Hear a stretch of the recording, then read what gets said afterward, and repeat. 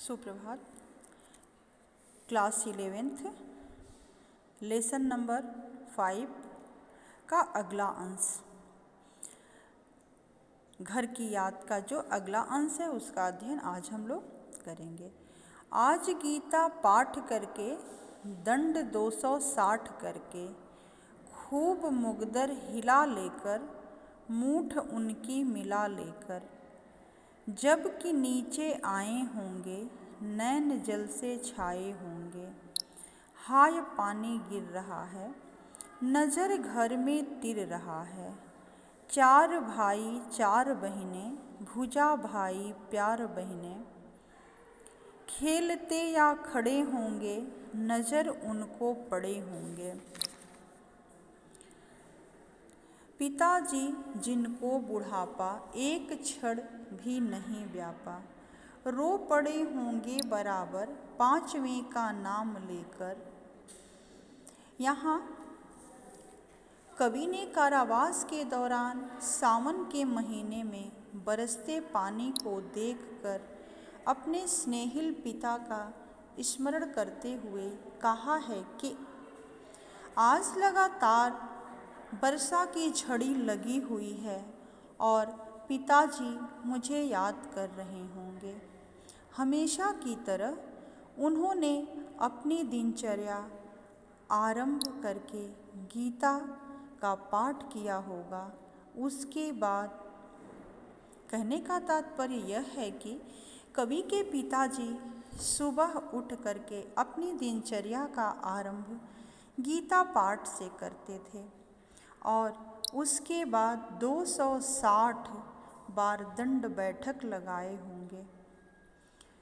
उसके बाद मुगदर हिलाकर उसकी मूठ मिलाई होंगी। व्यायाम करने के बाद जब वे नीचे कमरे में आए होंगे तब मुझे याद करके उनकी आँखों में अपने आप ही आंसू आ गए होंगे।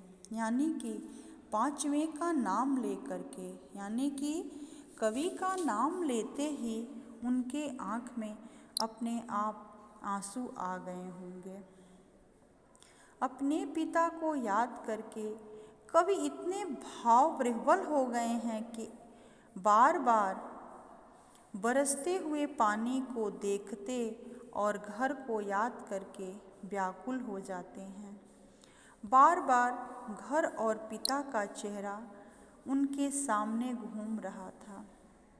कवि कहते हैं कि मेरे 4 भाई और 4 बहनें हैं। कवि जो थे अपने आप को लेकर के 5 भाई थे, लेकिन इन्हें छोड़ करके इनके 4 भाई थे। कहते हैं कि मेरे भाई संकट के समय और आवश्यकता पड़ने पर मेरी भुजाओं के समान सहायता करते हैं। उनका मुझे बहुत सहारा है। मेरी बहनें मुझे बहुत स्नेह करती हैं। वर्षा की इस झड़ी के समय वे या तो खेल रहे होंगे या फिर खड़े होकर प्राकृतिक सौंदर्य का आनंद ले रहे होंगे। जैसे जब बारिश होती है और लोग उमस भरी गर्मी से उन्मन रहते हैं, तो जब बारिश होती है तो उस समय लोग क्या करते हैं कि आनंद महसूस करते हैं, प्राकृतिक सौंदर्य का आनंद लेते हैं। और ऐसे में जब पिताजी की नज़र उन पर पड़ी होगी और उनमें मुझे न पाकर उनका मन बहुत बेचैन हुआ होगा। मेरी कमी उन्हें बहुत खली होगी। पिताजी को मन से कभी बूढ़े नहीं हुए, कभी हताश नहीं हुए। उन्होंने अपने चेहरे पर कभी दुख की एक रेखा भी नहीं आने दी। आज उन्हीं की आँखों से 5वें का नाम लेकर आंसू बरसने लगे होंगे। कहने का तात्पर्य यह है कि उनके 4 बेटे उन्हें सामने दिखाई दिए होंगे, लेकिन जब 5वें की याद आई होगी तो अपने आप आँखों से अश्रुबिंदु टपकने लगे होंगे। जिस प्रकार दुख का कोई प्रभाव नहीं होता था, वे मुझे याद कर लगातार रोते होंगे। कवि का ऐसा मानना है। कवि ने स्मृति शैली में पिता की याद, उनके गुणों की याद और उनकी दिनचर्या का वर्णन सुंदर ढंग से किया है। कवि को अपने दुख की अपेक्षा पिता के दुख की अधिक चिंता है। सावन की झड़ी को देखकर संवेदनशील मन की भावधारा बहती चली जा रही है। धन्यवाद।